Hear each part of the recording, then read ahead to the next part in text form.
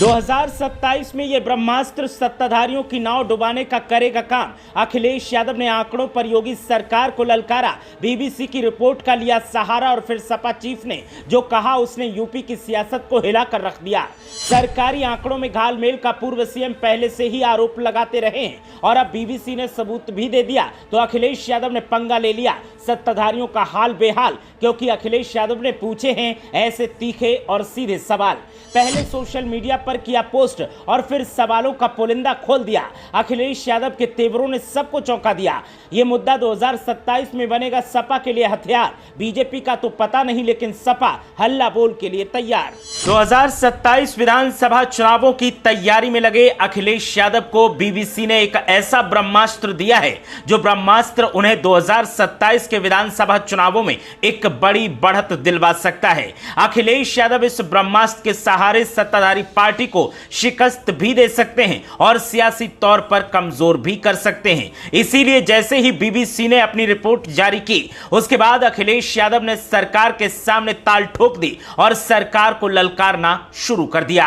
अखिलेश यादव ने एक के बाद एक ऐसे तीखे सवाल सरकार के सामने दागे हैं कि अब सरकार ऊहापोह की स्थिति में है। सरकार के मंत्री, विधायक, प्रवक्ताओं को अब जवाब देते नहीं बन रहा है और अखिलेश यादव चीख चीख कर बार बार कभी सोशल मीडिया के जरिए तो कभी सामने कैमरे के आकर सवाल पूछ रहे हैं और एक ही बात कह रहे हैं कि आखिर आंकड़े सच कौन से हैं, बीबीसी के या जो आपने दिए हैं, क्योंकि आंकड़ों के घालमेल का आरोप अखिलेश यादव अक्सर सरकार पर लगाते रहे। आप सोच रहे होंगे कौन सा ब्रह्मास्त्र अखिलेश यादव को मिला है जो 2027 में समाजवादी पार्टी को बढ़त दिला सकता है, और आप सोच रहे होंगे कि कौन से आंकड़ों की बात की जा रही है। तो यह ब्रह्मास्त्र है बीबीसी की वो रिपोर्ट जो महाकुंभ में हुई भगदड़ पर बनाई गई है और इस रिपोर्ट ने अखिलेश यादव के हाथ मजबूत कर दिए हैं। अखिलेश यादव के उन आरोपों को बल दिया है जिन आरोपों में अखिलेश यादव अक्सर समाजवादी पार्टी की तरफ से सत्ताधारियों पर सवाल दागते थे और एक ही बात बोलते थे कि भगदड़ में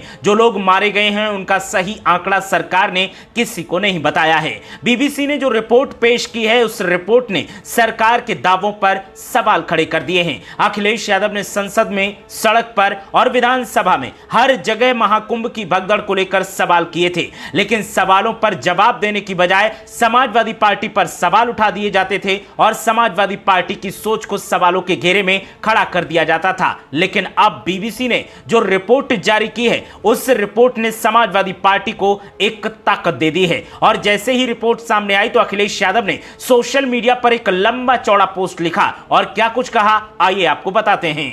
अखिलेश यादव ने सोशल मीडिया पर पोस्ट किया और टाइटल दिया तथ्य बनाम सत्य 37 बनाम 82।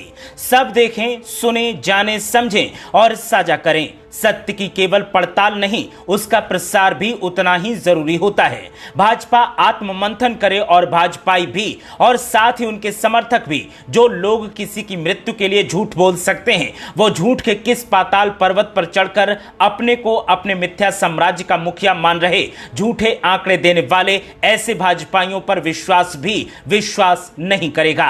सवाल सिर्फ आंकड़े छिपाने का नहीं है, सदन के पटल पर असत्य बोलने का भी है और इस बड़ी बात का भी है कि महाकुंभ मृत्यु मुआवजे की जो राशि नकद दी गई वो कैश क्यों दी गई, वो कैश आया कहां से, और जिनमें वो कैश वितरित नहीं हो पाया वो कैश वापस किसके हाथ में गया। नकदी देने का निर्णय किस नियम के तहत हुआ, नकदी का वितरण किसके आदेश पर हुआ, नकदी के वितरण का लिखित आदेश कहां है, नकदी वितरण में क्या कोई अनियमितता हुई, और साथ ही यह भी कि मृत्यु के कारणों को बदलवाने का दबाव किसके कहने पर बनाया गया। यह रिपोर्ट अंत नहीं है, महाकुंभ में हुई मृत्युओं और उनसे जुड़े पैसों के महासत्य की खोज का आरंभ है। सत्य जब उजागर होता है तो झूठ की परत दर परत खुलती है जो स्वांग के हर चोंगे और मुखौटे को उतारती जाती है, पर्दे उठाती जाती है। झूठ का कोई भी सूचना प्रबंधन ऐसे सत्य को बाहर आने से नहीं रोक सकता।